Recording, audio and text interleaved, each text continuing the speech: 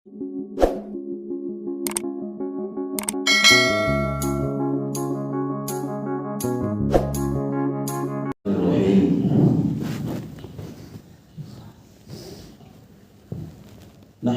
ونصلي على رسوله الكريم أما بعد أعوذ بالله من الشيطان الرجيم بسم الله الرحمن الرحيم قيل يا رسول الله من أحق بحسن صحابتي قال أمك قال ثم من قال ثم أمك قال ثم من قال ثم أمك قال ثم من قال ثم أمك قال ثم من قال ثم أبوك أو كما قال عليه الصلاة والسلام.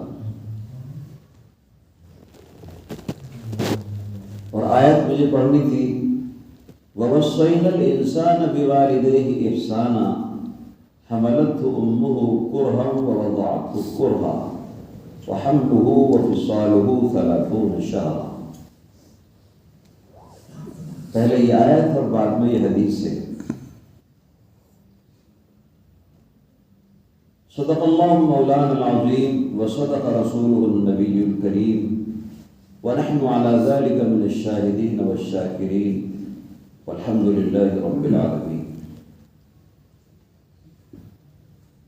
آپ حضرات کے یہ علم میں ہے کہ پرسوں میرے والد محترم اللہ تعالیٰ کے ہاں چلے گئے، اللہ کو پیارے ہو گئے. اس سلسلے میں ہم لوگوں کو اس وقت آنا ہوا تھا. یوں تو آنا جانا لگا رہتا ہے، لیکن اس وقت کے آنے کی یہ وجہ ہے.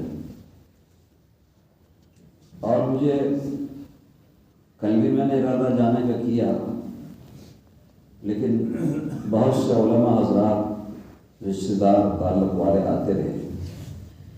پھر آج جانے کا ارادہ کیا تو مولانا حنیف صاحب نے صبح ارشاد فرمایا کہ آج ہمارے یہاں کچھ دین کی باتیں ہو جائیں. میں نے مشورہ کیا تو ان سے وعدہ کر لیا، اور ابھی بھی عشاء کے بعد جانے کا ارادہ ہے، اور ہو سکتا ہے صبح جاؤں. صبح تو کچھ جاؤں گا ہی اگر نہیں کیا. بہرحال اس وقت میں آپ کے درمیان میں حاضر ہو گیا.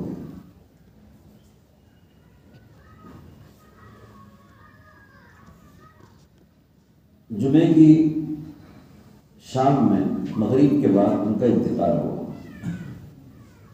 یوں تو وہ کئی سالوں سے علی میں بیمار تھے، ٹھیک ہو جاتے تھے، پھر یہاں آ جاتے تھے، کبھی دیوبند جاتے تھے، کبھی قاسمی چھوٹے بھائی کے رہتے تھے. قاسمے میں تھے مولانا منشی، اور ان کے چاروں بچوں نے اور انہوں نے بہت خدمت کی. اب کافی دن سے ان کو یہ تھا کہ اپنے وہ ہوش میں نہیں تھے. پیشاب نکل جاتا تھا، استنجا پتہ کر جاتا، کپڑے خراب ہو جاتے، کئی آدمی پکڑ کے پیشاب کے لیے اٹھا کے استنجے کے لیے، تو وہ سب خدمت کر رہے تھے. اور یہ سال ان کے حصے میں آئی. اس سے پہلے دیوبند رہتے تھے تو ہم کئی بچوں کو ان کی خدمت کے لیے رکھتے تھے. مگر اللہ تعالیٰ نے جو وقت مقرر کر رکھا ہے اس سے نہ کوئی پہلے جا سکتا ہے اور نہ اس کی عمر بڑھ سکتی. علاج کرنے والے علاج کریں، خدمت کرنے والے خدمت کریں، لیکن اللہ تعالیٰ کے یہاں سے جو وقت مقرر ہے بندہ اسی وقت جاتا ہے. البتہ ماں باپ کی کچھ خدمت لے کر بچوں سے اللہ تعالیٰ بچوں کی دنیا اور آخرت سنبھالنا چاہتے ہیں. ہم سمجھتے ہیں یہ بوجھ بن گئے، ایسا نہیں. اللہ تعالیٰ ان کی اولاد کے ساتھ اچھا کرنا چاہتے ہیں تو ان کی اولاد کو خدمت کی توفیق دیتے ہیں، اور ماں باپ پر ایسے حالات آتے ہیں جب وہ کمزور ہو جاتے ہیں. اب جس بچے کی قسمت میں سعادت ہے وہ خدمت کر لیتا ہے، اور جس بچے کی خدمت میں سعادت نہیں ہے وہ محروم ہو جاتا ہے۔ اور جس نے خدمت کر لی اس کی اولاد اس کی خدمت کرے گی، اور جس نے نہیں کی اس کی اولاد خدمت نہیں کر پائے گی۔ یہ دنیا کا دستور ہے۔ بھائی شریف کی دکان پر پیسے لے کر سامان لینے جاؤ گے تو سامان دیں گے، اور ویسے نہیں جاؤ گے تو ایک دو ٹوفیاں تو شاید کھلا دیں، لیکن باقاعدہ لینا چاہو گے تو بھگا دیں گے۔ دو اللہ کے یہاں دستور ہے صحیح، خدمت کرو گے تمہاری اولاد تمہاری خدمت کرے گی، اور نہیں کرو گے تو تم ترسو گے کوئی خدمت کرنے والا تیار نہیں ہو۔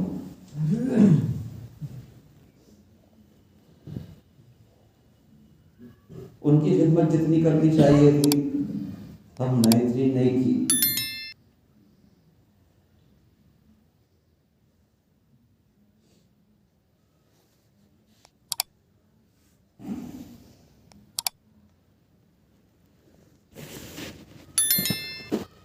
اور یہ احساس بہت دیر تک پریشان کرے گا۔ اللہ ان کے درجے بلند فرمائے۔ کوئی خدمت کر کے یہ احسان کرے کہ میں نے خدمت کی ہے، اس سے بڑا کوئی نادان نہیں ہے۔ ماں باپ کی خدمت قرض ہے، قرض، اور قرض کی ادائیگی جب تک نہیں ہوتی معاملے صاف نہیں ہوتے۔ آپ نے کسی سے 10,000 روپے لے لیے، جب تک 10,000 روپے آپ واپس نہیں کریں گے آپ بری ذمہ نہیں ہوں گے۔ چاہے اس کی دعوت کر لیں، اس سے اچھے اخلاق سے پیش آئیں، کھانا کھلائیں، کولڈ ڈرنک پلائیں، لسی پلائیں، پیسے نہ دیں تو قرض ادا ہو جائے گا؟ نہیں ہوگا نا۔ تو ماں باپ نے آپ کے ساتھ جو کچھ کیا تھا اس کا قرض آپ کو ادا کرنا ہے، تو قرض تو ادا کرنا ہی پڑے گا۔ نہیں ادا کریں گے تو یہاں بھی پریشانی ہے اور وہاں بھی پریشانی ہے۔ ماں باپ کی خدمت قرض ہے، اور جو جتنا کر لے گا اس قرض کو ادا کتنا فائدے کرے گا۔ دیکھو ماں باپ کی خدمت کے دو جگہ فائدے ملیں گے، ایک دنیا میں اور ایک آخرت میں۔ دنیا کا فائدہ آدمی کیا چاہتا ہے؟ میں مالدار بن جاؤں، یہی چاہتا ہے، میرے پاس پیسے آ جائیں، مجھے روزی ملے، کاروبار اچھا ہو جائے، کھانا پینا اچھا ہو جائے، پہننا اچھا ہو جائے، رہنے کے لیے گھر مناسب مل جائے۔ دنیا میں یہی تو چاہیے۔ ماں باپ کی خدمت سے دنیا میں یہ سب یقیناً ملے گا۔ استاد کی خدمت سے علم آتا ہے، اور ماں باپ کی خدمت سے دنیا آتی ہے، رزق آتا ہے۔ تو انسان دنیا میں زندہ رہنے کے لیے جو کچھ چاہتا ہے ماں باپ کی خدمت سے یہاں ملے گا۔ یہ تو دنیا کا فائدہ ہو، اور آخرت کا فائدہ یہ ہے کہ آخرت میں جنت میں بڑی بڑی نعمتیں ملیں گی، اور سب سے بڑی نعمت مرتے وقت کلمہ طیبہ زبان پر جاری ہو جائے گی۔ مرنے سے تو آخرت شروع ہوتی ہے۔ دنیا بھی اچھی ہوئی، زندگی بھی اچھی، اور موت بھی اچھی ہو گئی، اور جب موت اچھی ہو گئی تو ساری منزلیں آخرت کی آسان ہو گئی۔ حدیث میں فرمایا نبی کریم صلی اللہ علیہ وسلم نے، من قال لا الہ الا اللہ دخل الجنہ، موت کے وقت جس نے کلمہ پڑھ لیا لا الہ الا اللہ وہ جنت میں داخل ہو، اور جسے مرتے وقت کلمہ طیبہ نصیب نہیں ہوا اس کی زندگی خطرے میں ہے، اس کی زندگی خطرے میں ہے۔ لا الہ الا اللہ پڑھنے والا یقیناً جنت میں جائے گا۔ یہ علیحدہ بات ہے کہ بہت سے گناہوں کی وجہ سے کچھ سزا ملے، جیسے بے نمازی ہے تو نماز نہ پڑھنے کی سزا ضرور ملے، ایسا نہیں کہ کلمہ پڑھ کے سیدھا ڈائریکٹ جنت میں چلا جائے اور نماز ساری ہضم کر لی۔ اگر روزے نہیں رکھے ہیں تو روزوں کی سزا ملے گی، نہ رکھنے کی۔ حج فرض تھا نہیں کیا، اس کی سزا ملے گی، لیکن اس کلمے کی وجہ سے جنت میں بالآخر چلا جائے گا۔ تو ماں باپ کی خدمت سے دنیا میں رزق ملا، دنیا کی عزت ملی، دنیا کی دولت ملی، موت کے وقت کلمہ نصیب ہو گیا اور جنت کا سرٹیفکیٹ مل گیا۔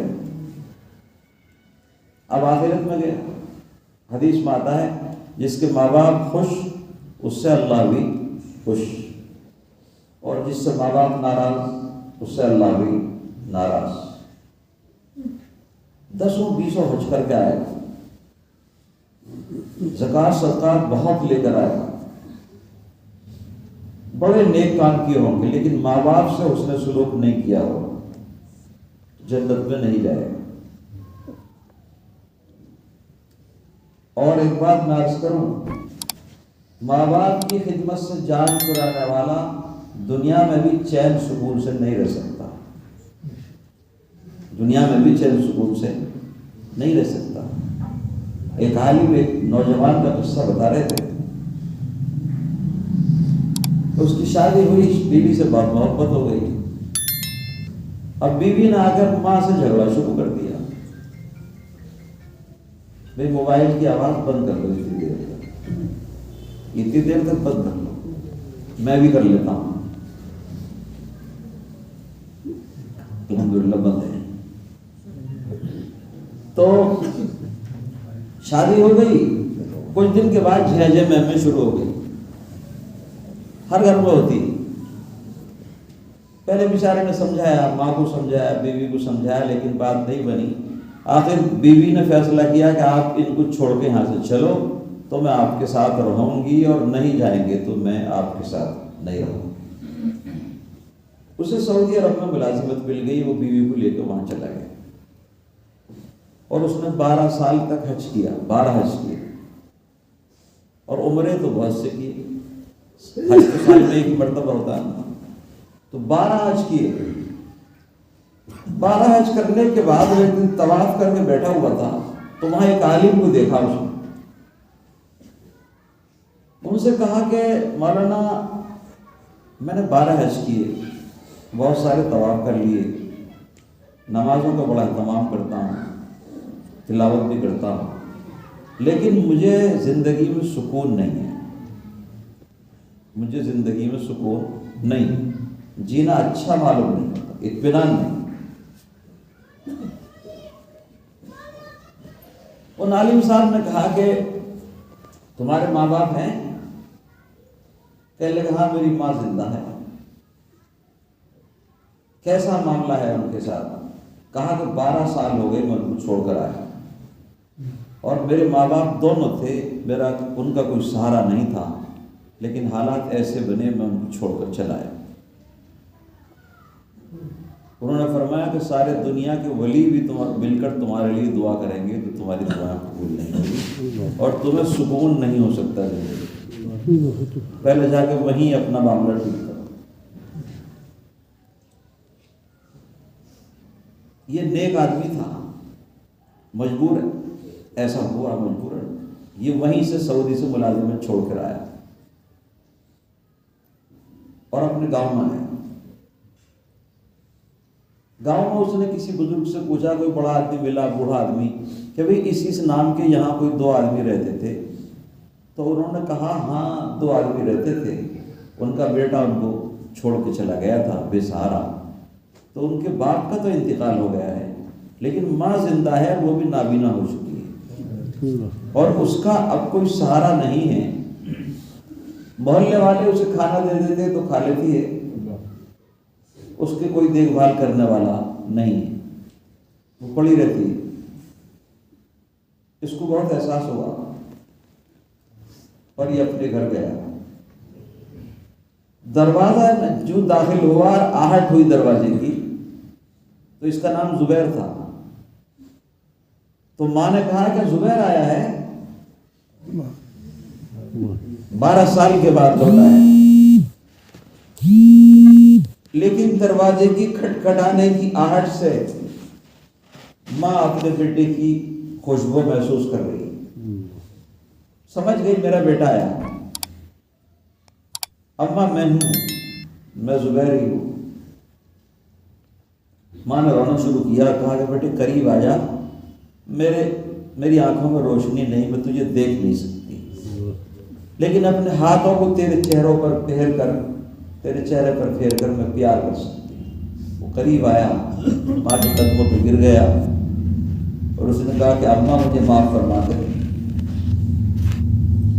ماں نے معاف کر دیا اور اس نے کہا کہ اماں اب میں زندگی بھر آپ کے قدموں سے نہیں اٹھوں گا، آپ کی خدمت کروں گا، چھوڑ کر آپ کو نہیں جاؤں گا. وہ آیا، ماں سے معاملہ کیا. باپ تو رخصت ہو چکے تھے، ان کے لیے دعا کرتا رہا. اللہ تعالیٰ نے اس کے دل کی بے چینی سکون سے بدل دی اور وہ دعا کرتا رہا. اب احساس یہ بڑھا کہ باپ تو میرے اسی حالت میں مر گئے، میں ان سے معافی بھی نہیں مانگ سکا. لیکن اس احساس اور ندامت اور آنسوؤں کی وجہ سے امید ہے کہ اللہ نے معاف کر دیا ہوگا اور ماں نے بھی اس کے لیے دعا کی ہوگی تو معاف کر دی ہوگی. دیکھو یہ معاشرت کے مسائل ہیں گھریلو، اور گھر میں یہ چیزیں پیدا ہوتی. بعض مائیں بھی بڑی سخت ہو جاتی ہیں اور بعض گھر میں باپ بڑے سخت ہوتے ہیں، اینڈ کے بات کرتے ہیں، اس سے تو بات ہی نہیں کرتے. مائیں بھی بڑی سخت ہوتی ہیں. اور ایک بات اور سنو، ماں جب تک ماں رہتی ہے تو اس کا رخ دوسرا ہے، اور جب ساس بن جاتی ہے تو اس کا رخ دوسرا ہے. ماں جب تک بہو میں نہیں آتی اس سے محبت اور پیار کی خوشبوئیں پھوٹتی، وہ محبت کی دیوی بنی رہتی. اور جب ساس بن جاتی ہے تو کبھی کبھی انتہائی ظلم کی تصویر بن جاتی ہے بہو کے لیے.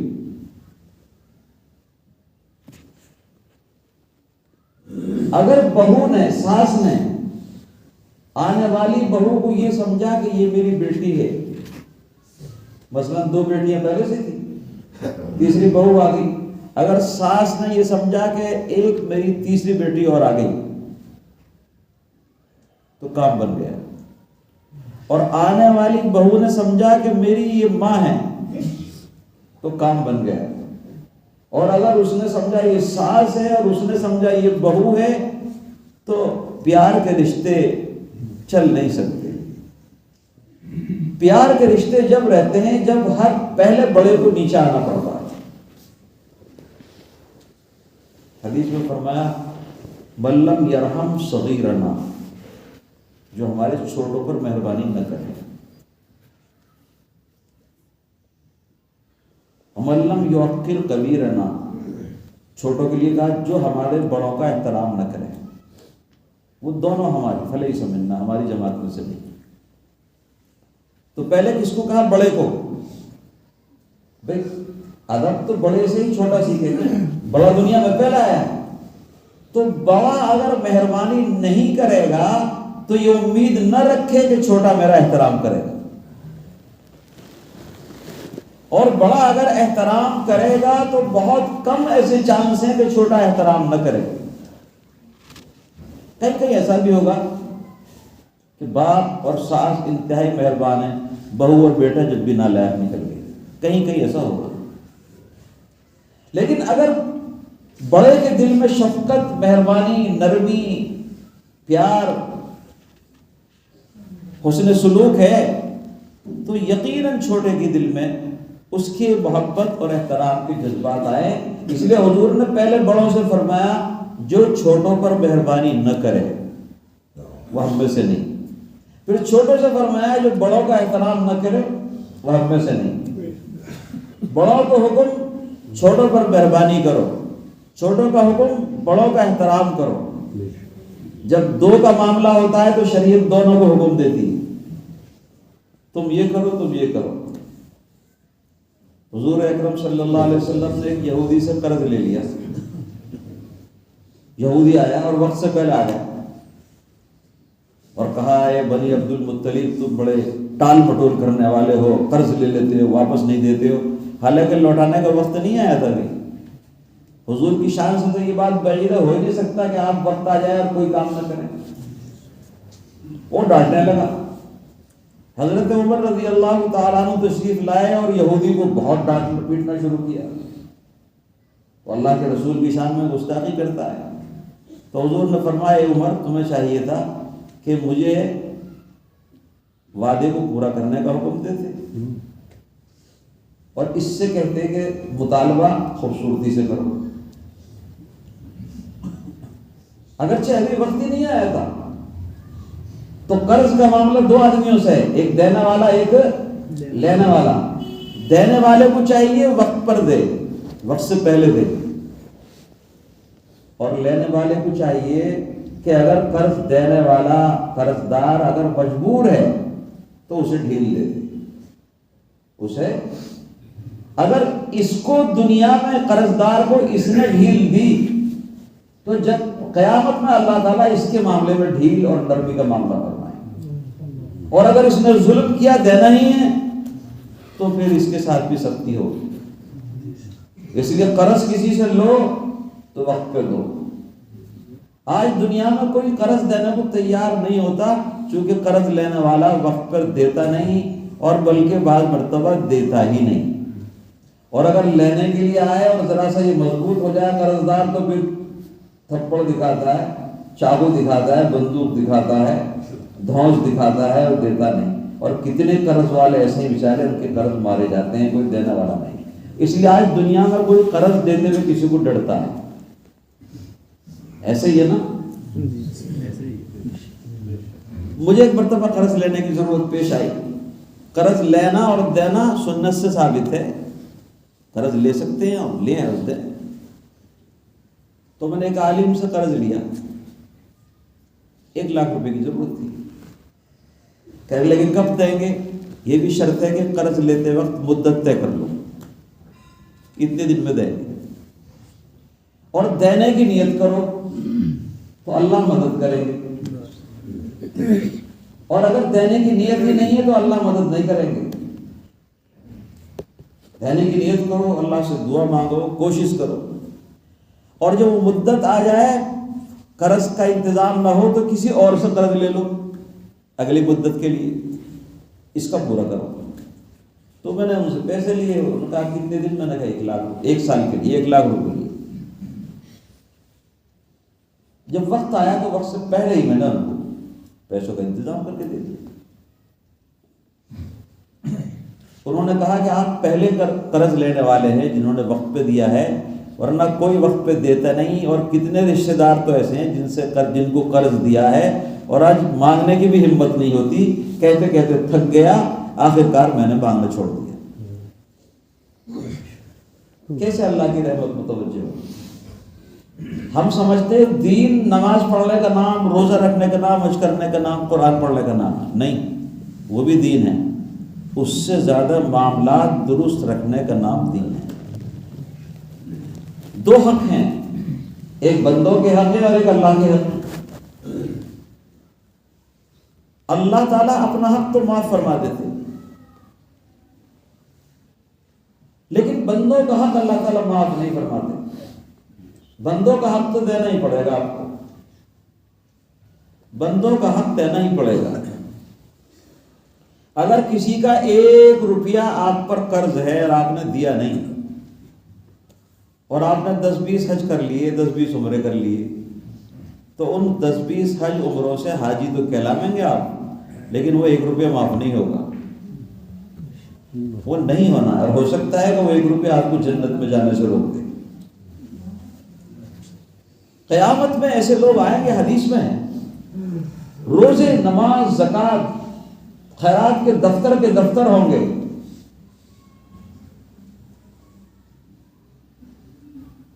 اللہ کے دربار میں ایک فریاد یہ آ گیا، اللہ تعالیٰ اس پر میرا فلاں حق تھا، مثلاً کچھ روپے تھے،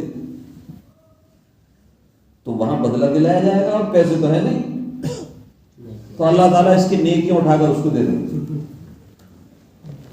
دوسرا کوئی آدمی آئے گا، اللہ اس نے میرے شاٹا مار دیا تھا فلاں وقت پہ، میں تو کسی سے کہہ بھی نہیں سکا، پولیس میں جانے کی طاقت نہیں تھی، محلے میں کمزور تھا، کس سے کہتا؟ اچھا اللہ کو تو سب معلوم ہے، بدلہ دلواؤ، پیسے ہے نہیں، اس کے بدلے کی نیکیاں اس کو دے دی۔ ایک اور آئے گا، اللہ اس نے تو میری زمین دبا لی تھی، اس نے تو میری زمین دبا لی تھی، اور آج زمین کا پلاٹ سیدھا کرنے کے لیے زمین دبا لینا تو کوئی مسئلہ ہی نہیں ہے۔ قبرستان کی زمین دبا لو، پڑوسی کی دبا لو، محلے والے کی دبا لو، مدرسے کی دبا لو، کہیں کی دبا لو، آج سیدھا کر لیا تھا، پلاٹ دار رینچ آ رہی تھی، وہ آ گیا۔ اللہ تعالیٰ 1 میٹر زمین ہے، اگر 1 میٹر زمین کسی کی دبائی ہے تو زمین کے 7 پردے 1 میٹر کے 7 زمینیں ہیں، ان سب کا ہار بنا کر اس کے گلے میں ڈال دیا جائے گا جس نے زمین دبائی۔ ہے کسی میں طاقت؟ نہیں ہے، مگر ہمارے معاشرے میں یہ سب کچھ ہو رہا ہے۔ اگر اللہ کا خوف نہیں ہے تو کوئی بندہ بچ نہیں سکتا ان گناہوں سے، اللہ کا خوف ہی بچائے گا۔ یہ جتنے سرکاری آج چور ہیں، کروڑوں کے گھوٹالے، اربوں کے گھوٹالے، سینکڑوں ہزاروں کروڑوں کے گھوٹالے، اخباروں میں پڑھتے رہتے ہیں آپ تو، کیوں کہتے ہیں صاحب مسلمانوں میں علم نہیں ہے؟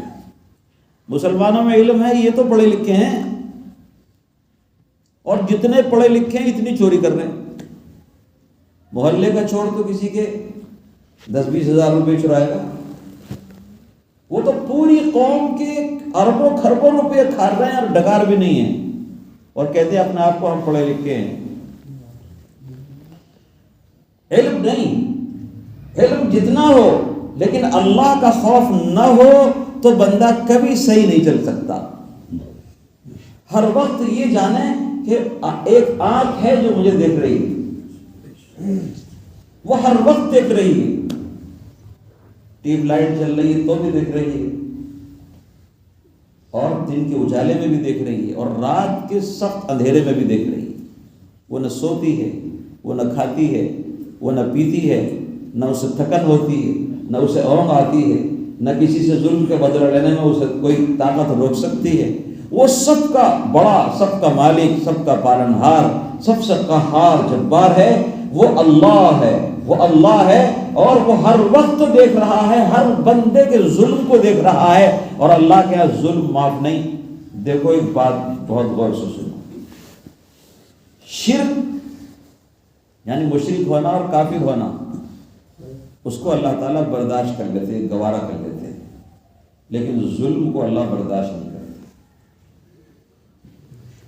شرک، کتنے مشرک ہیں، اللہ ان کو کھلا رہا ہے، پلا رہا ہے، بڑی بڑی کاروبار تجارتیں چل رہی ہیں، لیکن ظلم کو اللہ برداشت نہیں کرتے۔ آج ہمارے معاشرے میں حاکم اپنی رعایا پر ظلم کرتا ہے، بادشاہ اپنی رعایا پر ظلم کر رہا ہے، گھر کا بڑا اپنے چھوٹوں پر ظلم کر رہا ہے، شوہر بیوی کے لیے ظالم بنا ہوا ہے، ساس بہو کے لیے ظالم بنی ہوئی ہے، بہو ساس کے لیے ظالم بنی ہوئی ہے، باپ بیٹے کے لیے ظالم بنا ہوا ہے، اور بیٹا باپ کے لیے ظالم بنا ہوا ہے۔ ظلم کرنے کا مطلب لاٹھی ڈنڈے مارنا ہی نہیں ہے، ظلم کا مطلب ناانصافی کرنا، کسی کو کسی کا حق نہ دینا۔ تو میں یہ عرض کر رہا تھا کہ ماں اور باپ کی خدمت کے 2 فائدے، دنیا میں بھی فائدہ اور آخرت میں بھی فائدہ۔ دنیا میں فائدہ کیا؟ دنیا کی ضرورت کی چیزیں، کھانا پینا، کاروبار، اچھا کپڑے پہننا، اچھے مکان میں رہنا، سکون سے رہنا، یہ ساری چیزیں ماں باپ کی خدمت سے ملیں گی۔ اور آخرت شروع ہوتی ہے مرنے کے وقت، کلمہ طیبہ نصیب ہو۔ اور آخرت میں ماں باپ کی سفارش نصیب ہوگی. سفارش کریں نہ کریں اللہ کے آٹومیٹک کام ہو گیا. ماں باپ کی خدمت کرنے کے جہاں بہت سارے فائدے ہیں، وہاں ایک فائدہ سب سے بڑا یہ ہے کہ ایسا بچہ، لڑکا یا لڑکی جو ماں باپ کا خادم ہے، اس کی ہر دعا قبول ہوتی ہے. ہر دعا قبول ہوتی ہے. ایک نوجوان نے کہا کہ میری ہر دعا قبول ہوتی ہے، مجھے اللہ نے کبھی کوئی شکایت ہی نہیں کی. کسی نے کہا بھی کون سا نسخہ ہے تیرے پاس، کون سی دعا ہے؟ کہنے لگے میرے ماں باپ دونوں زندہ ہیں، جب رات کو گھر پہنچتا ہوں تو دونوں کے پیر دباتا ہوں اور پھر اللہ سے دعا مانگتا ہوں. تو میں نے کہا اس پر حاشیہ لگاتے ہوئے کہ اگر تو نے ماں باپ کی خدمت کی، پیر دبا لیے، تو تجھے دعا مانگنے کی بھی ضرورت نہیں، تیرا کام تو پیر دبانے سے ہو گیا. اور ماں باپ کی خدمت بڑھاپے میں جسمانی خدمت سے جتنی ان کو راحت ہوتی ہے، پیسے دینے سے نہیں ہوتی. ایک بیٹا بہت مالدار ہے، پیسے دیتا رہتا ہے ماں باپ. ایک بیٹا غریب ہے، اس غریب کو چاہیے کہ ماں باپ کے پیر پکڑ لے، اس سے زیادہ عزت ملے گی پیسے والے سے. ایک بہت بڑے دنیا کی تعلیم یافتہ آدمی تھے اور ان کے 5 بیٹے تھے. ایک بیٹا برطانیہ میں تھا، ایک امریکہ میں تھا، مختلف جگہ تھے، اور ایک بیٹا وہیں رہتا تھا. وہ پڑھا لکھا نہیں تھا، معمولی پڑھا لکھا تھا، ماں باپ کی خدمت کرتا تھا. تو اس کے باپ سے کسی نے کہا اس نالائق کو بھی کہیں لگا دیتے، 4 تو لگے ہوئے ہیں، ایک برطانیہ میں، ایک امریکہ میں، 2 کہیں اور ہے، اس کو بھی نالائق کو لگا دیتے. تو اس کے باپ نے کہا کہ یہ نالائق ہی اور ناکارہ ہی میرے لیے سب سے کارا ہے. پیر تو میرے یہی دبا رہا ہے، جو امریکہ برطانیہ میں بیٹھا ہے اس سے تو ملاقات بھی سالوں میں، کئی سالوں میں ہوتی ہے، اور یہ روزانہ میرے پیر دباتا ہے. تو جسمانی خدمت سے ماں اور باپ کو جو راحت ملتی ہے وہ پیسے سے نہیں ملتی. اور وہ اس وقت معمولی کپڑا جو آپ نے پہنا دیا وہ کپڑا ہے، کوئی کپڑا اچھا ہو اس کی بھی کوئی خواہش نہیں رہتی ان کو، کوئی اچھی سواری ہو اس کی بھی خواہش نہیں ہے. ان کے تو ہاتھ پیروں میں درد ہے، شام کو ہاتھ پیروں میں درد ہے. اگر کوئی بچہ ان کے پیر دبانے بیٹھ جاتا ہے تو ان کے نزدیک سب سے پیارا ہے. اب اسے کوئی دعا کرنے کی ضرورت نہیں ہے. جس کے ماں باپ زندہ ہیں اور بچے خدمت میں لگے ہوئے ہیں، اسے دنیا میں کسی ولی کے پاس دعا کرانے کے لیے جانے کی ضرورت نہیں. اور جس کے ماں باپ خفا اور ناراض ہیں، ساری دنیا کے ولی مل کر بھی دھکا لگائیں دعا کریں تو اس کا کام نہیں ہوگا، اس کا کام نہیں ہوتا. حضور اکرم صلی اللہ علیہ وسلم کے صحابی ہیں حضرت علقمہ فقیہ ابواللیث سمرقندی رحمۃ اللہ علیہ نے ان کا واقعہ اپنی کتاب تنبیہ الغافلین میں بیان کیا ہے. علقمہ صحابی تھے، باپ کا انتقال ہو گیا تھا بچپن میں.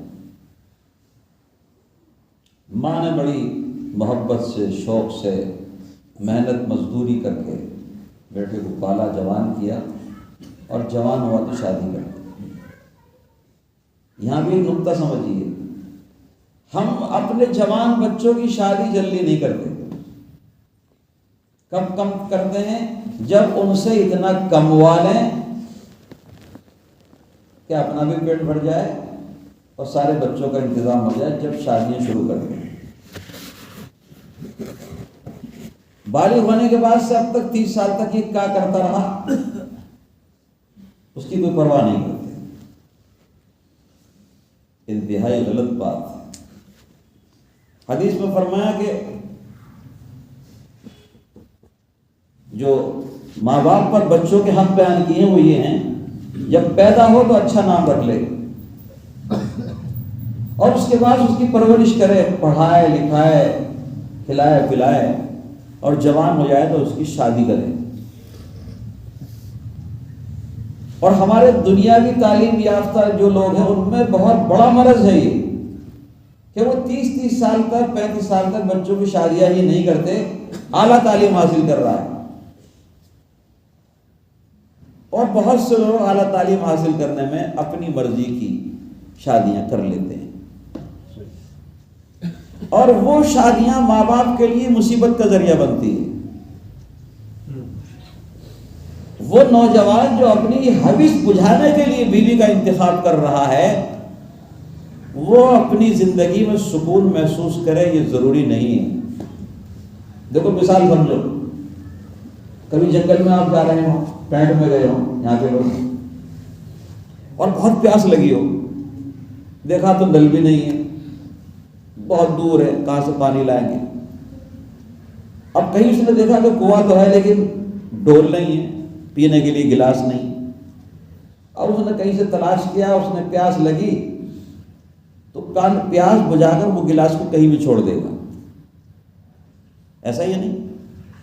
اور ایک آدمی بازار سے گلاس خرید کر لایا گھر کے استعمال کے لیے، تو وہ اس گلاس کو شوکیس پر رکھتا ہے، ضرورت کے وقت نکال کے پانی پیے گا، ضرورت کے وقت پلیٹوں کو نکالا استعمال کرے گا، دھو کے صاف کر کے پھر وہیں رکھ دے گا، ایسا ہی نہیں؟ اور یہ چاہے گا ساری زندگی ان کو استعمال کرتا رہے۔ تو جو شادیاں نوجوانوں کی اپنے انتخاب سے اپنی جوانی کی پیاس بجھانے کو ہوتی ہیں، شادی میں دیر ہونے کی وجہ سے، وہ شادیاں اس طرح کی ہیں جو ایک ضرورت مند گلاس کی تلاش میں ہے، پیاس بجھا کر اس گلاس کو پھینک دیتا ہے۔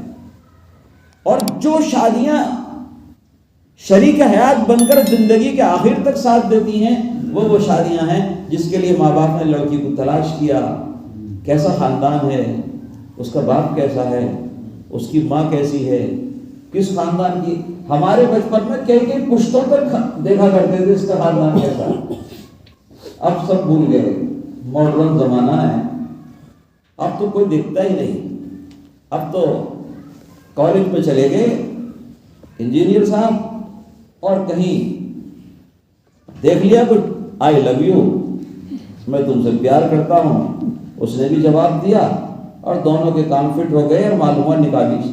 نکاح کر لے تو بہت اچھی بات ہے، لیکن نکاح بھی نہیں ہوتے، برسوں تعلقات چلتے رہتے ہیں۔ یہ خرابی ہے ہمارے معاشرے کی۔ دینداروں کا تقاضا یہ ہے کہ اپنی اولاد کی جوان ہوتے شادی کی فکر کریں۔ کہتے پیروں پہ کھڑا ہو جائے، پیروں پہ ہی تو کھڑا تھا، تمہارے کندھے پہ کھڑا تھا وہ۔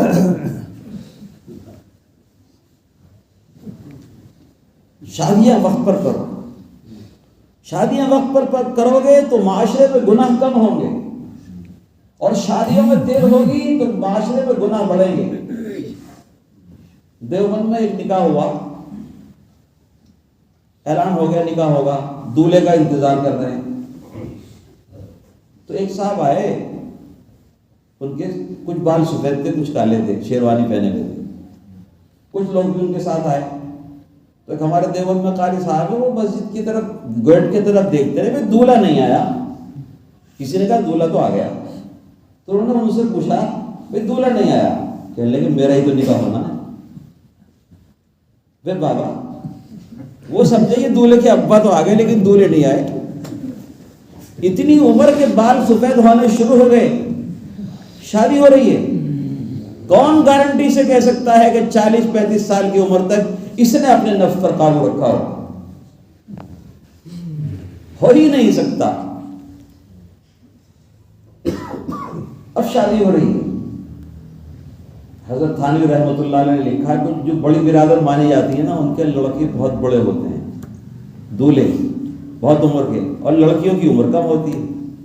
تو حضرت تھانوی رحمۃ اللہ علیہ نے لکھا ہے کہ ایک بچی کی شادی ہوئی، اپنی سہیلیوں سے ملی، پوچھا تیرا دولہا کیسا ہے؟ کہنے لگے جب گھر میں آتے ہیں تو ایسا لگتا ہے جیسے نانا جان آ رہے ہیں، جیسے نانا جان آ رہے ہیں۔ اتنی عمر کا فرق۔ اب کچھ دن میں یہ تو بوڑھے ہو گئے، بیوی جوان ہے، مر گئے یا معذور ہو گئے، اب بیوی جوان ہے، اس کا کیا ہو؟ یہ کیسے اپنی زندگی کی دن گزارے گی؟ یہ فساد اس لیے ہوا کہ تم نے لڑکے کی شادی بہت دیر سے کی۔ اس کی شادی کرتے 2-4 سال کا بیوی میاں بیوی میں فرق ہوتا، اور یہ دیر تک رشتہ چلتا۔ یوں اللہ چاہے جب ٹوٹ جائے، لیکن اسباب کے درجے میں یہ رشتہ دیر تک چلے گا. اور پیار محبت جب خواہشات اور نفسانی خواہشات جوان ہوں گی، اس کو نیک بیوی کا سہارا مل گیا، حرام کاری سے یہ بچے گا، اللہ کے لیے نماز بھی پڑھے گا تو دل لگے گا، دکان پر بھی جائے گا تو مطمئن ہو کر جائے گا، بازار میں بھی جائے گا تو سکون سے جائے گا. جاب مل گئی، لڑکیوں کے درمیان بھی اگر ملازمت کر رہا ہے تو چونکہ اس کے پاس حلال ذریعہ ہے اپنی خواہشات کو پورا کرنے کا، یہاں گمراہ نہیں ہوگا. کہیں چلا جائے، اور اگر وہ بھوکا ہے تو بھوکے کو تو کھانا چاہیے. یہ معاشرے میں غلطی. میں بنگلور میں جب سب سے پہلے گیا تو 2-3 سال کے بعد ولی خلیل بھی وہاں چلے گئے، میرے بیٹے امام ہو گئے. اب ایک جلسے میں ہم دونوں کو تلاوت کرنی تھی، محفل قرات تھی. وہاں ایک قاری صاحب پروگرام چلاتے ہیں، انہوں نے ولی خلیل کی تلاوت کرائی، لوگوں نے بہت پسند کیا. اب انہوں نے اعلان کیا کہ اب ان کے والد محترم مولانا قاری شفیق الرحمان کو دعوت دیتا ہوں. تو میں وہیں بیٹھا ہوا تھا، میں آ کر مائک پر بیٹھ گیا تو لوگ پیچھے کو دیکھ رہے ہیں، والد صاحب آ رہے ہیں. میں بائک پر بیٹھ گیا، وہ والد کا انتظار کر رہے ہیں. چونکہ انہوں نے سمجھا کہ یہ 30 سال کا مولوی تھے، اس کا باپ کم سے کم 60 سال کا یا 70 سال کا تو ہوگا جو چل کے آئے گا سہارے سے. اب تلاوت شروع کر دی تو بڑا شبہ اشتباہ ہوا کہ بھئی یہ باپ بیٹے دونوں ہی تو بھائی والوں ہو رہے ہیں. مجھ سے کسی نے کہا یہ آپ کے بیٹے ہیں یا آپ کے بھائی ہیں؟ میں نے کہا یہ بیٹے بھی ہیں اور بھائی بھی ہیں. بیٹے ہیں اس لیے کہ میرے بیوی سے پیدا ہوئے، اور بھائی اسلامی اعتبار سے باپ بیٹے بھی بھائی ہیں. کہنے لگا آپ کے بیٹے ہیں. یہاں تک کہ ایک مرتبہ ایسا ہوا کہ مجھے اسٹیشن پہ اترنا تھا، اس زمانے میں ٹرین سے جاتے تھے، تو ایک صاحب مسجد کے ذمہ دار لینے کے لیے آئے. وہ خلیل کو جانتے تھے، مجھے نہیں دیکھا تھا انہوں نے. میں ایک دوسرے استاد کے ساتھ ٹرین سے اترا، ان استاد کو وہ لینے کے لیے آئے تھے. اب قاری آفتاب صاحب جو دوسرے استاد تھے، انہوں نے ذکر کیا یہ مولانا قاری شفیق الرحمان ہے، اور آپ کے یہاں جو امام ہے مفتی خلیل الرحمان، یہ ان کے والد ہیں. تو وہ جیسے کھڑا تھا سکتے میں آ گیا، کہنے لگے ان کے والد ہیں. پھر اس نے کان کھوجا کہ ان کے والد ہیں کیا؟ ان کے والد. اسے سمجھ میں نہیں آ رہا ہے، کیونکہ بنگلور میں جب بیٹا اتنا بڑا ہوتا ہے تو ابا جی چرپائی پہ لگ جاتے ہیں، ابا جی کے ہاتھ میں لاٹھی آ جاتی ہے. ایک بار منسٹر ہیں عبدالصمد صاحب، وزیر صحت رہے ہیں، آج ان کی نواسی کا بنگلور میں نکاح ہے. تو ہمارے صاحبزادے خلیل الرحمان والد کی جنازے میں آئے تھے، اور ان سے نکاح کا وعدہ تھا. انہوں نے مفتی صاحب سے ہی معلوم کر کے تاریخ لی تھی. آج ان صاحب کی نواسی کا نکاح ہے، تو وہ نکاح پڑھانے کی وجہ سے آج صبح کی فلائٹ سے چلے گئے. تو ان منسٹر صاحب کا قصہ ہے، وہ مجھ سے ملنے کے لیے آئے. میں تراویح کے بعد بیان کرنے کے بعد کمرے میں لنگی بنیان پہن کے اطمینان سے بیٹھا ہوا تھا. اب وہ کمرے میں داخل ہوئے، داخل ہونے کے بعد وہ بہت دیر تک چپ رہے. ان کی سفید داڑھی منسٹر صاحب کی، بہت دیندار آدمی ماشاءاللہ، بہت دیندار آدمی. اتنے دیندار آدمی ہیں کہ وہ ہفتے میں ایک دن خلیل الرحمان کی تفسیر کراتے ہیں اپنے گھر پہ. بہت بڑا مکان ہے، اور ساری دنیا کی تعلیم یافتہ انجینئر، ڈاکٹر، پروفیسر وہ سب آتے ہیں اتوار کے دن. اور اس کا بڑا عورتوں کے لیے علیحدہ انتظام، مردوں کے لیے علیحدہ انتظام، اور سنتوں کا پوچھ پوچھ کا اہتمام. تو وہ ملنے کے لیے آئے. اب وہ آنے کے بعد کچھ دیر سکتے میں رہے. مجھے احساس ہو گیا کہ یہ سمجھے کہ مفتی صاحب کے والد صاحب نہیں ملے ان کو. تو میں نے کہا خیریت تو ہے؟ کس سے ملنے کے لیے آئے؟ کہنے حضرت مفتی صاحب کے والد صاحب سے. میں نے کہا جی مل لیجیے.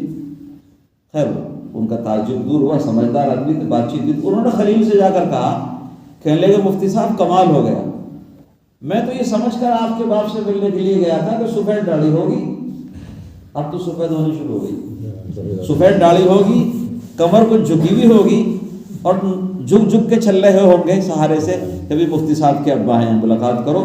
مجھے تو حیرت ہوئی، میں دیکھ کر متعجب ہو گیا کہ یہ آپ کے والد ہیں. چونکہ اس معاشرے میں اتنا بڑا بیٹا اتنے بڑے باپ کا نہیں ہوتا. وہ تو ہمارا بیٹا ہم سے 19 سال چھوٹا ہے. 19 سال چھوٹا، 17 سال کی عمر میں ہماری شادی گھر والوں نے زبردستی کر دی تھی۔ بے پڑھے لکھے معاشرے میں شادیاں تو جلدی ہو جاتی ہیں اور پڑھے لکھے معاشرے میں بہت دیر میں ہوتی ہیں۔ سینٹر میں آ جاؤ، نہ اتنی جلدی کرو نہ اتنا دیر لگاؤ، 20-22 سال میں کر دو تو 2 سال کے بعد پیدا ہو گئے، تو باپ بیٹے میں 19 سال کا فرق ہے، تو اتنا فرق تو بھائیوں میں بھی ہوتا ہے، تو وہاں معاشرے میں یقین نہیں آتا۔ تو میں یہ عرض کر رہا تھا کہ ہمارے معاشرے کی ایک یہ بھی خرابی ہے کہ ہمارے معاشرے میں لڑکوں کی شادیاں دیر میں کرتے ہیں۔ ایسا نہ کرو، وقت پر شادیاں کرو، اور ایک شادیوں میں اپنے آپ کو تباہ نہ کرو۔ یہ میں اس محلے والوں سے کہتا ہوں، اس محلے والوں کے ذریعے سے جہاں تک یہ آواز پہنچے گی، آج کل تو نیٹ پہ ڈال دیتے، ان ساری دنیا کے لوگوں سے کہتا ہوں، شادیوں کی وجہ سے اپنے آپ کو تباہ نہ کرو۔ سن رہے ہو نہیں؟ شادیوں کی وجہ سے اپنے آپ کو تباہ نہ کرو۔ آپ سب سمجھتے ہیں، مجھ سے زیادہ سمجھتے ہیں۔ آپ کے اندر طاقت ہے شادی میں 1 لاکھ روپے خرچ کرنے کی، تو آپ 75 اور 50 ہزار روپے خرچ کرنے کی کوشش کریں۔ آپ کے اندر شادی 2 لاکھ روپے کرنے کی طاقت ہے، تو 50 ہزار بچاؤ، 1.5 لاکھ میں کرنے کی کوشش کرو۔ ہمارے معاشرے میں کیا ہو رہا ہے؟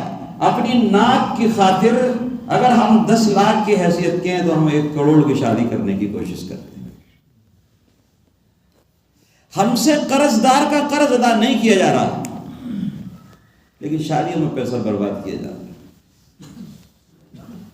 ہم سے پڑوسیوں کا حق ادا نہیں کیا جا رہا ہے، لیکن شادیوں میں ہم پیسہ اپنی ناک اونچی کرنے کے لیے بہا رہے ہیں۔ اس لیے میں نے کہا شادیوں میں اپنے آپ کو برباد نہ کرو، خدا کے لیے برباد نہ کرو۔ آپ شادیوں میں قرض لے کر ادھر ادھر سے شادیوں میں برباد کریں گے، اس قرض کو آپ کی اولاد ادا نہیں کرے گی، اولاد مزے اڑائے گی، اور خدا کے ہاں آپ کو جواب دینا ہوگا، خدا کے ہاں آپ کو جواب دینا ہوگا۔ آج ہم کوشش کرتے ہیں اولاد کے لیے، یہ بھی کمال ہے، یہ بھی کمال ہے، سود کا پیسہ بھی لے رہے ہیں، کاروبار میں نقصان کریں، جھوٹ بولیں، غلط کریں، پیسہ اکٹھا کریں۔ پیسہ آپ نے اکٹھا کیا اور آپ بلا استعمال کیے ہوئے بڑھ گئے۔ مالدار 2 قسم کے ہوتے ہیں، ایک مالدار، ایک چوکیدار۔ پیسے والے 2 قسم کے ہوتے ہیں، آپ کو جانا تو نہیں کہیں؟ اچھا میں سمجھتی۔ پیسے والے 2 قسم کے ہوتے ہیں، ایک مالدار، ایک چوکیدار۔ مالدار کون ہے؟ جس نے مال کمایا، خوب کھایا، خوب خرچ کیا، اور اللہ کے لیے کھانے پینے میں بھی خرچ کیا اور اللہ کے لیے دیا۔ مسجد میں، مدرسے میں ایک لوگوں کو امام صاحب کی خدمت کی، مؤذن صاحب کی خدمت کی۔ امام صاحب مؤذن کی خدمت تو ہمارے معاشرے سے بہت دور ختم چلا گیا کا، ہم کو تنخواہ گنے ہیں اسے۔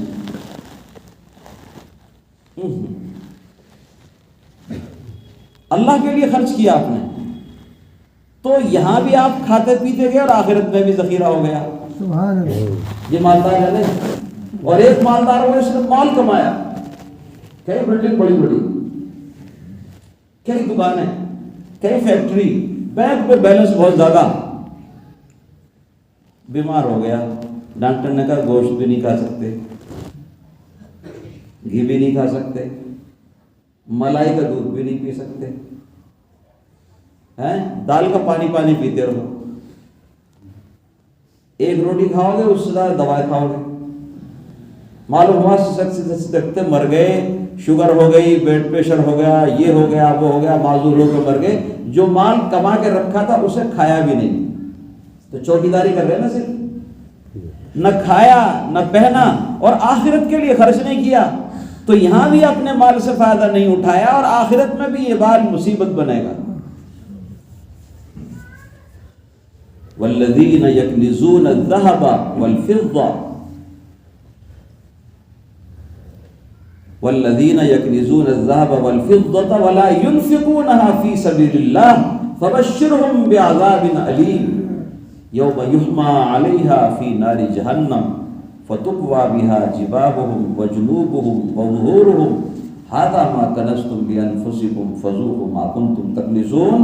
جو لوگ مال اور دولت اکٹھا کرتے اور اللہ کے راستے میں خرچ نہیں کرتے، اللہ کے راستے میں خرچ، زکوٰۃ بھی نہیں دیتے، صدقہ بھی نہیں دیتے۔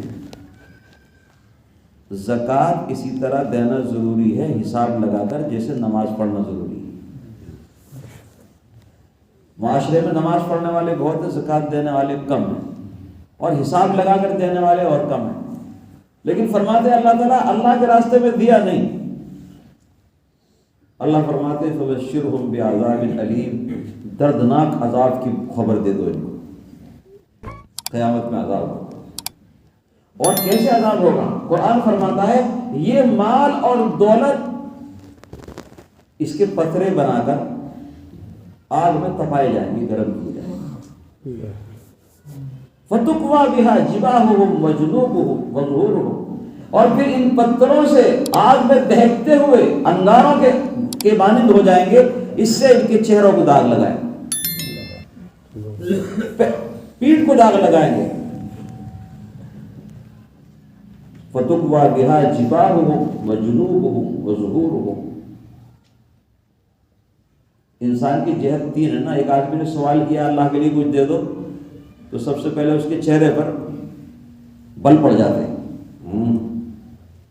دوبارہ مانگے گا تو ادھر کو چلا جاتا ہے، تیبارہ مانگے گا تو ادھر کو چلا جاتا ہے، اور چوبارہ مانگے گا تو پیٹ پھیر کے چلا جاتا ہے۔ اس لیے ان ساری جسم کے حصوں کو، ساری جہتوں کو تپایا جائے، اور پھر کہا جائے گا ھذا ما کنزتم لانفسکم، جو مال تم نے اپنے لیے جوڑا تھا، جمع کیا تھا، اور اللہ کے راستے میں اس کا حق نہیں دیا تھا، اب اس کا مزہ چکھو۔ اور حدیث میں اس کی عجیب تشریح ہے، اس مال کو ایک گنجا سانپ بنا دیا جائے۔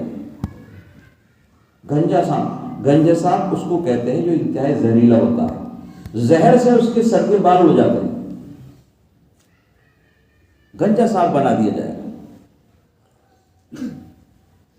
اور وہ سانپ اس کے گلے میں لٹکا دیا جائے گا، اور وہ سانپ اس کے گلے میں بل لگا کر چپٹ جائے گا، اور چپٹ کر جکڑ کر اپنے پھن سے اس کے چہرے کو ڈسے گا، اور یہ کہے گا انا مالکا انا کنزکا، میں تیرا مال ہوں، تیرا خزانہ ہوں، تیرا سونا چاندی ہوں، روپیہ پیسہ ہوں، جس کو تو نے جوڑ کے تو رکھا تھا مگر اللہ کے لیے خرچ نہیں کیا۔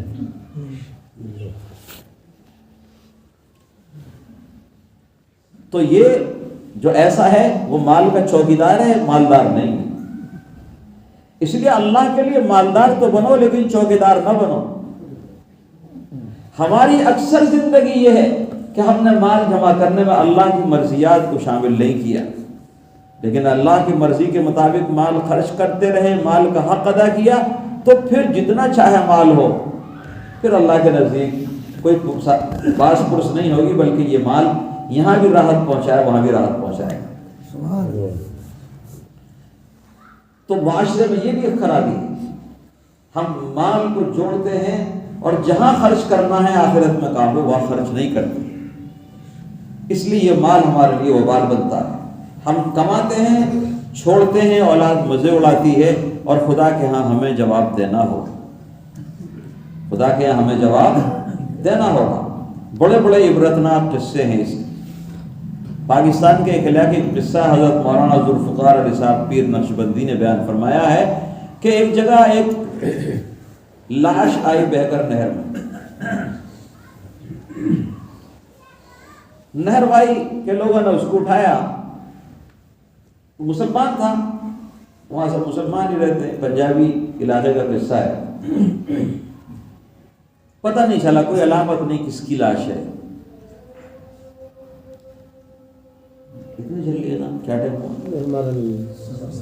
ٹائم پہ ہوئے آدھا پونے 8 پر، ہاں بہت دیر۔ آپ لوگ تھک تو لے رہے سنتے، اس کا مطلب پھر آگے بات نہ کرنا، پھر اذان کا ٹائم ہو جائے۔ تو اس کی لاش آئی، پہچانی نہیں گئی، لاوارث سمجھ کے امام صاحب نے مسجد سے اعلان کیا ایک لاش آئی ہے، اس کے کفن کا انتظام کرنا ہے، قبر کا انتظام کرنا ہے۔ چندہ کیا، 2 گھنٹے میں اس کی کفن دفن کے پیسے جمع ہو گئے، 2 گھنٹے میں لاش کو دفن کر دیا گیا۔ اگلے دن اخبارات میں یہ مضمون آ گیا، ایسے لاش لاوارث دفن کی گئی۔ معلوم ہوا کہ وہ کئی ضلعوں دور کا آدمی تھا، اس کی 2 بیویاں تھیں اور کروڑوں روپے اس کے اکاؤنٹ میں تھے۔ وہ ایک فیکٹری کا مالک تھا، کارخانہ بھی تھا، کئی لڑکے بھی تھے، بچے بھی تھے، لیکن کسی وجہ سے وہ نہر میں گر گیا اور وہاں سے بہتا بہتا بہتا بہتا دوسرے ضلع میں آ گیا، سرحد میں آ گیا، اور لاش سڑ گئی۔ وہاں تلاش کرتے رہے، ملی نہیں، اور یہاں لاش اس حالت میں آئی کہ اس کو کوئی پہچاننے والا بھی نہیں تھا، یہاں جانتا بھی نہیں تھا۔ لاوارث سمجھ کر لوگوں نے چندہ کر کے کفن ڈالا۔ کیا یہ مالدار یہ سوچ سکتا تھا کہ ایک وقت آئے گا اتنے پیسے ہوئے تھے کہ میری لاش کے لیے چندہ ہوگا، میری قبر کے لیے چندہ ہوگا؟ کس کام کا یہ مال؟ مال بھی رہ گیا، اولاد بھی رہ گئی، بیویاں بھی رہ گئی، بلڈنگ بھی رہ گئی، اور وہاں جا کے لاش نکلی، لاوارث میں دفن کر دیا۔ نہ جانے کفن ملے، قبر ملے، 2 گز زمین ملے نہ ملے۔ اس لیے ہر مسلمان کو وَلْتَنْظُرْ نَفْسٌ مَا قَدَّمَتْ لِغَدٍ، کل میرے کا کیا کام آنا ہے یہ سوچے، اور اس کے مطابق اپنی زندگی کو خرچ کرے، مال کو، پیسے کو، طاقت کو، دولت کو۔ اور اگر ایسا نہیں کرتا ہے تو اس کو گھاٹا اٹھانا پڑے گا۔ بہت ساری باتیں ہو گئی، بات کو سمیٹتا ہوں۔ میں نے بات یہاں سے شروع کی تھی کہ میرے والد محترم اللہ کو پیارے ہو گئے، اور مجھے آپ سے دعا کرانی ہے ان کے لیے۔ ان کی زندگی آپ سب لوگوں کے سامنے ہے، بلکہ جو مجھ سے بڑے ہیں وہ ان کو مجھ سے زیادہ جانتے ہیں۔ ان کا نام شریف تھا۔ حدیث میں آتا ہے اپنے بچوں کا نام خوبصورت رکھو، نام کا اثر اس بچے پر پڑتا ہے، اس کے اخلاق پر۔ تو ان کے ماں باپ نے شریف نام رکھا تھا، ان کو تو خیال بھی نہیں ہوگا اس شریف کے معنی کیا، لیکن شریف شریف شریف ساری دنیا نے پکارا۔ اس پکارا کہتے ہیں آواز خلق کو نقار خدا سمجھو۔ جب ساری دنیا ایک بات کہتی ہے تو اللہ تعالیٰ ایسے ہی بنا دیتے ہیں۔ ایک صحابی کا جنازہ آ رہا تھا، لوگوں نے کہا رسول اللہ یہ بڑا نیک تھا، بڑا ایسا تھا، بڑا ایسا تھا۔ حضور نے فرمایا وجبت، جنت واجب ہو گئی اس کے لیے۔ ایک اور صاحب کا جنازہ آیا، آپ نے لوگوں نے کہا یا رسول اللہ بڑا بدماش تھا، بڑا بدکار تھا، بڑا ظالم تھا، سب نے ایسے کہا۔ حضور نے فرمایا وجبت، اس کے لیے جہنم واجب ہو گئی۔ اور فرمایا انتم شہداء اللہ فی الارض، تم لوگ اللہ کے گواہ ہو زمین میں۔ مخلوق جس کے لیے نیکی کی گواہی دے دے وہ نیک، اور جس کے لیے برائی کی گواہی دے دے وہ برا۔ تو ساری دنیا شریف شریف شریف۔ اب جس سے کو ابا کا انتقال ہوا بھی بڑے نیک آدمی تھے، بڑے شریف آدمی تھے۔ اللہ کرے آپ کے سارے ماں باپ ایسے ہی ہوں، اور ساری اولادیں ایسی بن جائیں، یہ بھی بات بنے، اور ہمارے معاشرے میں سارے لوگ شریف ہی بن جائیں۔ تو نام شریف، اللہ نے مزاج بھی شریف بنایا۔ برادر کا معاملہ ہو، گھر کا معاملہ ہو، پڑوس کا معاملہ ہو، سب سے شرافت سے ہی پیش آنا، برداشت۔ 4 بیٹے ان کے، 4 بہو ہیں۔ بوڑھوں کی عادت کیا ہوتی ہے، جب یہاں آئیں گے تو اس کی برائی کریں گے، اور وہاں جائیں گے تو اس کی برائی کریں گے، اور جب وہ 4 بہویں مل جائیں گی، چاروں کا تذکرہ کر دیں گی تو کہیں گے بھی بڑا بدتمیز ہے ہمارا سسر، اس نے یوں کہا تھا، وہ کہے گی مجھ سے یوں کہا تھا، وہ کہے گی مجھ سے یوں کہا تھا۔ ان کا حال یہ تھا کہ جس بہو کے پاس جاتے دوسری بہو کی تعریف کرتے، کبھی کسی کی برائی کرتے ہی نہیں، اور اگر کسی نے کوئی شکایت شروع کر دی تو ایک دم دوسرا موضوع بات کا رخ موڑ دیا کرتے تھے، تو بات ادھر کو چل جاتی تھی، ہم سمجھ جاتے تھے بھائی سننا نہیں چاہتے۔ یہ شرافت، اور کسی مدرسے میں پڑھا نہیں۔ صحبت اٹھائی، صحبت کا بڑا اثر پڑتا ہے۔ گنڈوں کی صحبت میں بیٹھو گے تو گنڈے بنو۔ صحبت طالع ترا طالع کنت، صحبت صالح ترا صالح کنت، اور نیک لوگوں کی صحبت بیٹھو گے تو نیک بیٹھو گے۔ اگر لوہار کے پاس بیٹھ جاؤ گے بڑھئی کے پاس بیٹھ جاؤ گے، بھاڑ جھونکنے والوں کے پاس بیٹھ جاؤ گے تو ریت ہی پہنچے گا، اور عطر بیچنے والوں کے پاس بیٹھو گے تو خوشبو آئے۔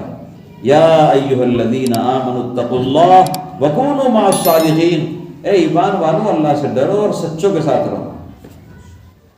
جھوٹوں کے ساتھ رہو گے تو جھوٹ آئے، اور سچوں کے ساتھ رہو گے تو سچ۔ تو بڑی نیک طبیعت، نیکی۔ اور ایسے وقت میں جب وہ محتاج تھے پیسے کے لیے، آپ جانتے ہیں ہمارے گھروں میں جو کام ہوتا ہے اس کے کتنے پیسے ملتے ہیں؟ آدمی کھا پی سکتا ہے بس، اور وہ بھی دال روٹی کھا سکتا ہے، کہتے ہیں دال روٹی کھا رہے ہیں، وہ چاہے بہت اچھا کھانا کھائیں تو ان مزدوروں کو وہ بھی نہیں ملتا۔ ہمیں یاد ہے دوپہر کو سالن بن گیا تو شام کو کبھی نہیں بنتا تھا، اور صبح کو تو چائے سے روٹی کھا کے چلے جاتے تھے۔ دونوں وقت سالن کے حالات ہی نہیں تھے۔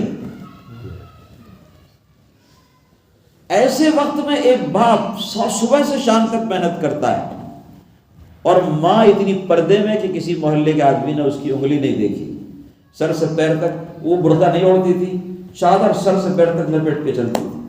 جب 4 سال کے ہم تھے تو مکتب میں گھسیٹ کے پہنچاتے تھے، اگر نہیں جاتے تو چیمٹے سے مارتے، اور استاد کے حوالے، اور استاد ہم کے بڑے ظالم پیار میں کہہ رہا ہوں کہ ظلم نہیں تو یہاں تک پہنچایا، ڈنڈے سے سبق، دیر ہو جائے تو وہاں پٹائی، گھر سے نہ چلیں یا دیر میں پہنچے تو گھر میں پٹائی۔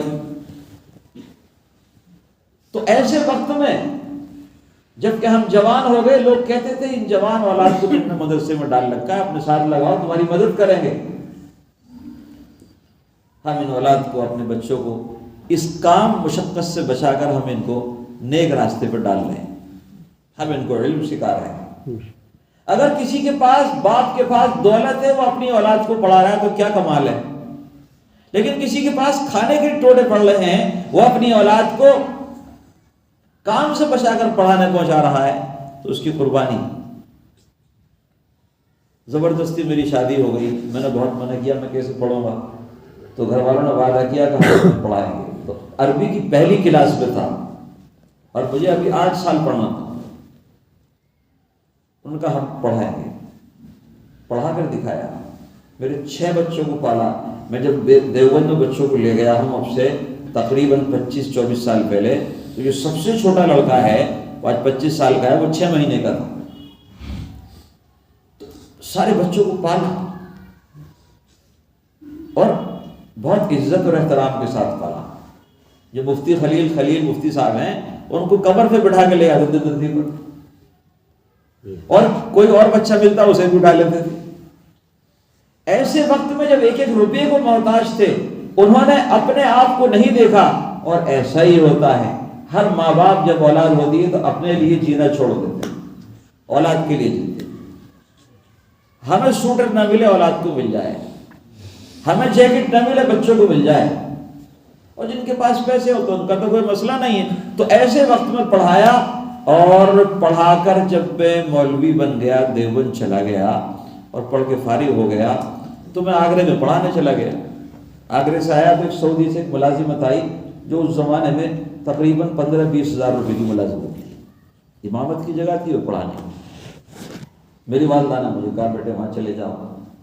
میں نے پوچھا آپ نے مجھے اس لیے پڑھایا کہ میں آپ کو کما کے لاؤں، یا اس لیے پڑھایا کہ مرنے کے بعد کام آؤں؟ پیسے کی ضرورت تھی، میرے خود بچے تھے 4-5۔ تو فوراً کہا کہ بیٹے ہم نے تجھے آخرت کے لیے پڑھایا۔